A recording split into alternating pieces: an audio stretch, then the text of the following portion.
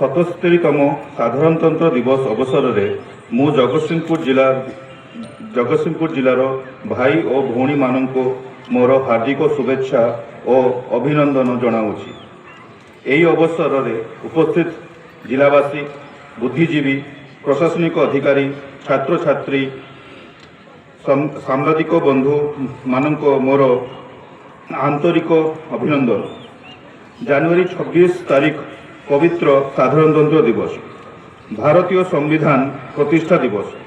ରାଜନୈତିକ ସ୍ୱାଧୀନତା, ସାମାଜିକ ନ୍ୟାୟ, ଗଣତାନ୍ତ୍ରିକ ମୂଲ୍ୟବୋଧ, ଧର୍ମନିରପେକ୍ଷତା, ବୈଷମ୍ୟ ମୁକ୍ତ ସମାଜ ପ୍ରତିଷ୍ଠା ଓ ମାନବାଧିକାର ପ୍ରତି ସମ୍ମାନ ପ୍ରଦର୍ଶନର ଭାରତୀୟ ସମ୍ବିଧାନର ବିଶେଷତ୍ୱ।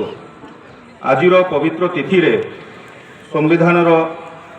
ସମ୍ବିଧାନ ସଭାର ଡ୍ରାଫ୍ଟିଂ କମିଟିର ଅଧ୍ୟକ୍ଷ ଡକ୍ଟର ଭୀମରାଓ ଅମ୍ବେଦକର ଏବଂ ସମ୍ବିଧାନ ପ୍ରଣୟନ ସଭାର ସମସ୍ତ ସଦସ୍ୟଙ୍କୁ ଉଦ୍ଦେଶ୍ୟରେ ମୁଁ ମୋର ଭକ୍ତିପୂତ ଶ୍ରଦ୍ଧାଞ୍ଜଳି ଅର୍ପଣ କରୁଅଛି।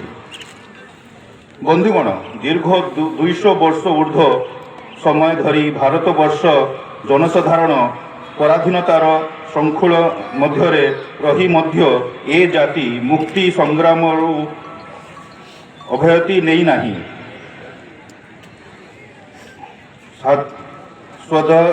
ସ୍ୱାଧୀନତା ହାସଲ କରିବା ପାଇଁ ମୁକ୍ତି ସଂଗ୍ରାମ ଓଡ଼ିଆ ଜାତି ନିଜ ଦେଶପ୍ରେମ ଓ ବୀରତ୍ୱ ପ୍ରତିପାଦନ କରିଛି।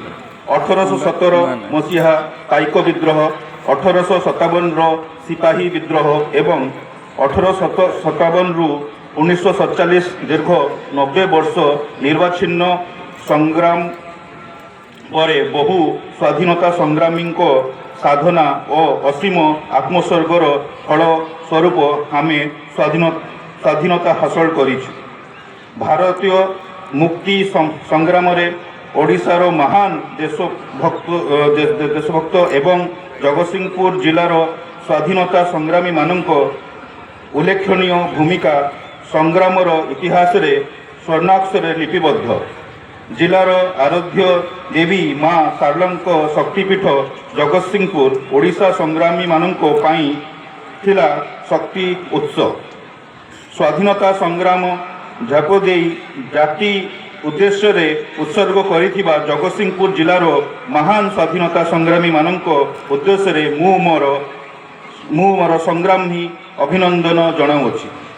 ରାଷ୍ଟ୍ରପିତା ମହାତ୍ମା ଗାନ୍ଧୀ, ନେତାଜୀ ସୁଭାଷ ଚନ୍ଦ୍ର ବୋଷ, ପଣ୍ଡିତ ଜବାହରଲାଲ ନେହେରୁ, ସର୍ଦ୍ଦାର ବଲ୍ଲଭ ଭାଇ ପଟେଲ, ଉତ୍କଳମଣି ଗୋପବନ୍ଧୁ, ବୀର ସୁରେନ୍ଦ୍ର ସାଏ ଏବଂ ଜଗତସିଂହପୁର ମାଟିର ସର୍ବୋଦୟ ନେତା ନବକୃଷ୍ଣ ଚୌଧୁରୀ, ମାଳତୀ ଦେବୀ, ଗୋପବନ୍ଧୁ ଚୌଧୁରୀ, ପ୍ରାଣକୃଷ୍ଣ ପଢ଼ିଆରୀ, ଭାଗୀରଥୀ ମହାପାତ୍ର, ମା ରମାଦେବୀ, ସାରଳା ଦେବୀ, ଜାତୀୟ କବି ବୀର କିଶୋର ପ୍ରମୁଖ ଦେଶପ୍ରେମୀ ମାନଙ୍କ ତ୍ୟାଗ, ତପସ୍ୟା ଓ ବଳିଦାନ ଆମମାନଙ୍କ ପାଇଁ ପ୍ରେରଣା ଉତ୍ସାହ ହେଉ ଏହି ଆଜି ଦିବସର ଆହ୍ୱାନ। କଳା, ସାହିତ୍ୟ, ସଂସ୍କୃତି, କ୍ରୀଡ଼ା ଓ ସମାଜ ସେବା କ୍ଷେତ୍ରରେ ଜଗତସିଂହପୁର ଜିଲ୍ଲା ଉତ୍କର୍ଷ ପ୍ରତିପାଦନ କରି ରାଜ୍ୟରେ ସ୍ୱତନ୍ତ୍ର ମର୍ଯ୍ୟାଦା ହାସଲ କରିଛି। ଏହି ଜିଲ୍ଲାରେ ଅବସ୍ଥିତ ପାରାଦୀପ ବନ୍ଦର ଆମ ନୌବାଣିଜ୍ୟ ପରମ୍ପରାକୁ ବଜାୟ ରଖିବା ସହ ବିଶ୍ୱରେ ପ୍ରମୁଖ ବନ୍ଦରମାନଙ୍କ ମଧ୍ୟରେ ଅନ୍ୟତମ ହୋଇପାରିଛି। ଆଦିକବି ଶାରଳା ଦାସଙ୍କ ଅନନ୍ୟ ଶ୍ରେଷ୍ଠ ଓଡ଼ିଆ ଭାଷାରେ ରଚିତ ମହାକାବ୍ୟ ମହାଭାରତ ଏହି ଜିଲ୍ଲାରେ ସାରସ୍ୱତ ସାଧନା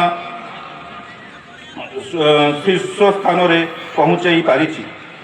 1950 ମସିହା ଜାନୁଆରୀ 26 ତାରିଖ ଭାରତ ଏକ ସାର୍ବଭୌମ ଗଣତାନ୍ତ୍ରିକ ସାଧାରଣତନ୍ତ୍ର ରାଷ୍ଟ୍ରର ମାନ୍ୟତା ଲାଭ କରିଛି।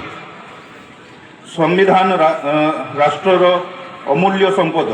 ଏହା ରାଷ୍ଟ୍ରର ଶାସନର ଖସଡ଼ାର ଦର୍ପଣ।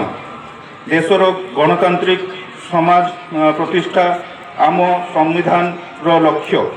ଆମେ ଧର୍ମ ନିରପେକ୍ଷତାରେ ବିଶ୍ୱାସ କରୁ।